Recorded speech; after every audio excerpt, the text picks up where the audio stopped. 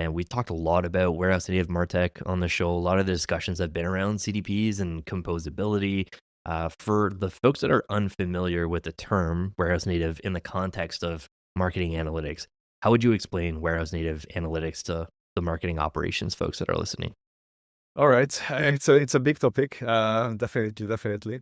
I would say it's compared to like traditional marketing analytics tools, the main difference with the warehouse native approach is that the data that you're using for is owned by you in your centralized data warehouse or data lake, inside your company.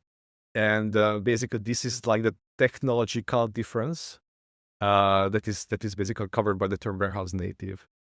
Um, it's hard to explain like in layman terms, but the biggest difference is in the technology.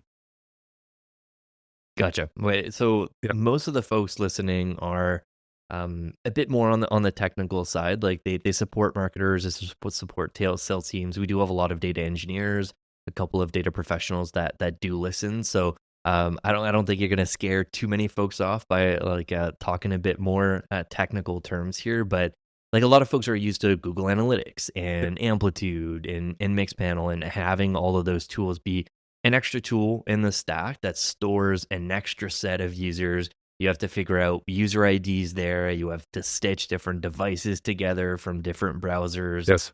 You're doing this a lot differently from like a billing standpoint, but also just like building on top of the warehouse where the data team Yes. is doing a lot of that work already, right? Like unpack that a bit. Exactly. So if you think about how like a typical company, let's focus on like B2C company, does analyze data in let's imagine like a startup, maybe 50 people.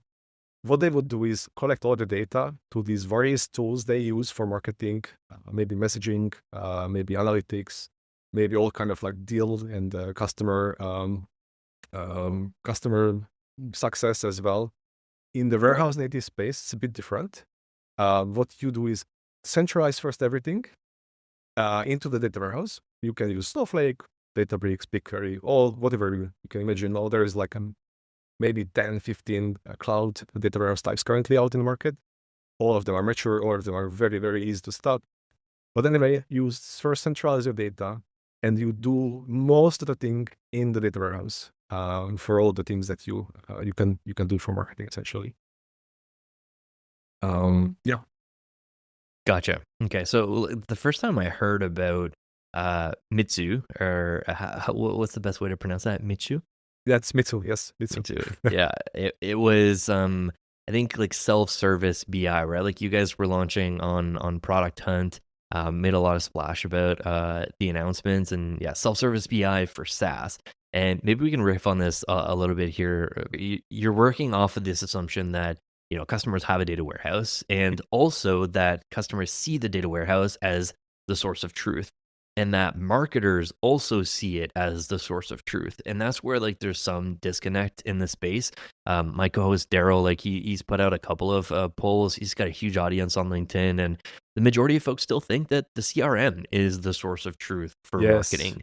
yes, And so we're still facing that like slow transition to waking up that the data warehouse should be the source of truth because like you said, a lot of teams like maybe they have one or two people managing that data warehouse and they don't care yes, about marketing. And so marketing is off in their own little land. They're doing their thing in the CRM and they're just like, data warehouse is something for engineers. Like I don't put my marketing data in there. Like I don't really care about it. So yes. like that's the other uphill battle you have for warehouse native is that like the change management process for Oh folks yeah, waking up to a better way to manage your data. But it's funny from an engineering standpoint because like marketing data stack architecture has been around forever, and it's just taken so long for marketers to wake up to that reality. yeah, yeah.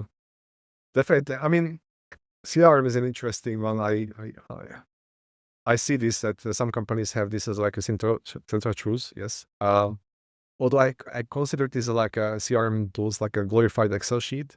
So you're very easy to make a mistake and you will never find it out.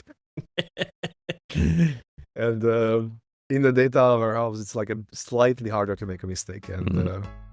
like you have to have like a job that updates the table and runs every day, and somebody reviewed that job. And if you find a mistake if you make a mistake that it's a mistake for 1,000 records, or like a million or like a billion records even.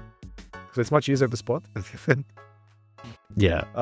Yeah, that's definitely it's not uphill battle. Yeah, it's evangelizing this as a solution. It's hard. Yeah. It's hard. Yeah. It's hard, but it's Definitely. exciting. And It's like once folks see the cost savings and the unification potential of yeah. data, there's a cool story there to tell.